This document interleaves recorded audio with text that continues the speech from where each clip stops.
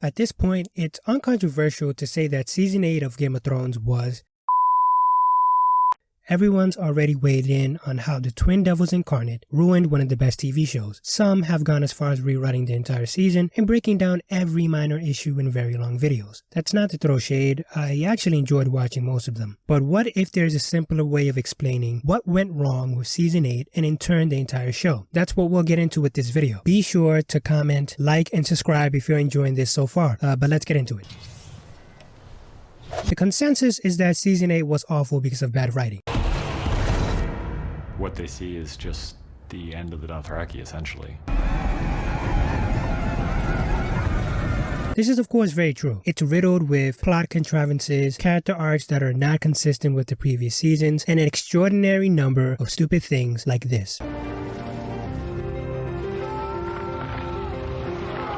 Even if these issues disappeared, the season, in my opinion, would still have been mediocre. The fundamental problem with Season 8 is that the storytelling style changed from sociological to psychological. Zeynep Tufekci, a sociologist and writer, details this very well in an article that I will link in the description. Let's back up a bit and define those terms. Sociological storytelling is a style of storytelling that explores the institutions, the roles characters play in them, and how the incentives inherent in institutions drive character decisions. Psychological storytelling, on the other hand, focuses more on individual characters and their internal struggles. And just a disclaimer, I'm not saying one is better than the other. Game of Thrones was special because it was a sociological story with psychological elements, and it achieved a perfect balance for the story that it wanted to tell. Game of Thrones made us care about each character and their motives, which is typical of psychological storytelling. Ned is such a tragic character because we understand that he is an honorable man that cares about his family and his house. He never wanted to be Robert's hand or involved in the political machinations of King's Landing. Yet, when we look at the choices Ned made that led to his death, we realize that violence is inherent in Westeros' political institutions. The political intrigue of King's Landing, the Game of Thrones if you will, comes with dire consequences. This wider perspective is a hallmark of sociological storytelling. The narrative is not reliant on identifying with a character, such as Ned, or a group of characters, because there are far bigger things at stake. Game of Thrones was also good about placing you in the shoes of any character and making you understand why they did what they did, even if it was evil. That is another way that Game of Thrones use sociological storytelling to expand how we understand characters on an individual/psychological level. The choice Jaime made to kill King Aerys to save King's Landing is a perfect example. If presented with the same catch-22, most people would probably follow in Jaime's footsteps. What Dan and Dave did with Season 8 was veer way into the psychological lane, and the result was a season that is unlike the earlier seasons.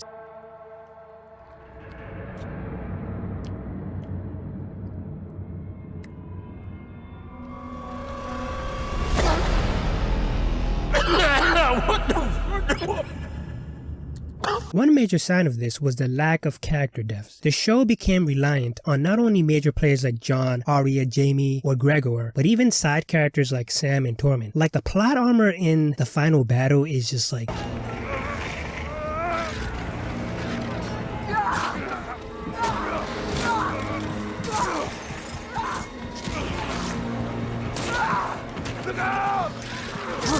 Characters are no longer complex, they're shadows of themselves. To drive this point completely home, let's examine what went wrong with Dany and Tyrion. Both examples illustrate how the change in storytelling affected their character arcs. Let's start with Dany. To their credit, I guess, Dany turning to the dark side is not something D&D made up. George R.R. Martin gave them a broad outline of the ending, but the showrunners tried to force what would have taken many seasons to develop into an individual decision Dany makes out of nowhere because Dragon Lady is bad now. And I can already hear some people saying, but what about when she burned the calls, or Randall and Dick and Tarly, or shouted fire and blood a ton of times? And I will take what is mine. With fire and blood, I will take it. Surely, she was always meant to go full on Mad Queen and commit war crime. What the fuck? See, the idea itself isn't actually flawed. Dany starting as a liberator, the breaker of chains, and becoming a ruler largely shaped by the wheel she desperately wanted to destroy is quite poetic. It gets at the sociological crux of the entire series, the nature of power, and how it can even corrupt leaders with good intentions. But we didn't get that. Instead, what we got was Dany is on a murderous rampage because of the madness gene. They say every time a Targaryen is born, the gods toss a coin and the world holds its breath.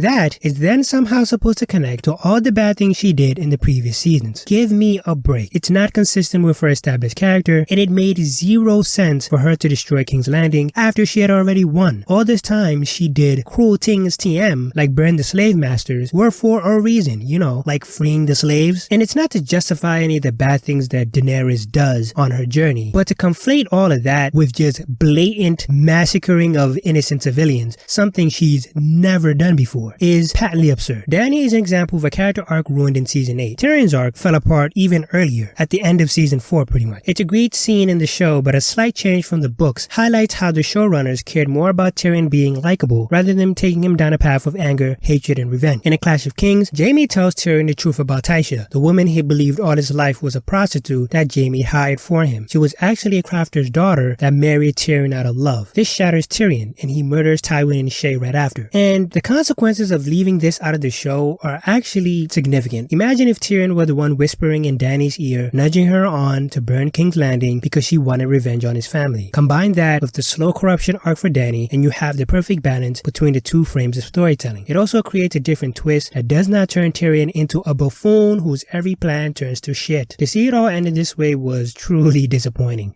And who has a better story than Bran the Broken? Oh, brother, this guy stinks! This scene perfectly sums up season 8. It's an incoherent mess masquerading as something profound.